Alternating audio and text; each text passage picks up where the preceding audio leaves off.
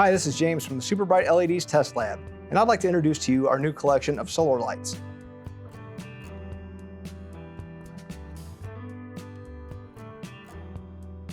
They come in a variety of beam patterns.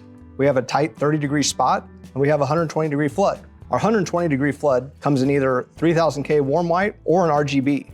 These lights have a photocell integrated with the solar panel. And the panel, as well as the light head, are fully adjustable just by loosening the thumb screw. Just loosen, set it to your desired angle, and tighten it back down.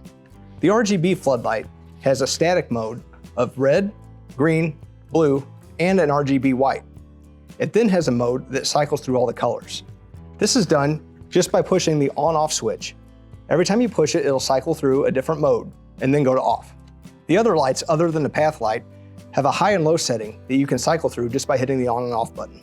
One of our kits includes two 60-degree warm white lights with one solar panel connecting both lights. Our path light comes with two poles, so you can adjust the height that you'd like it. There's also a post-top mounting accessory available for the path light. Well, that's it for this video. Thanks for watching, and be on the lookout for more solar lights in the future.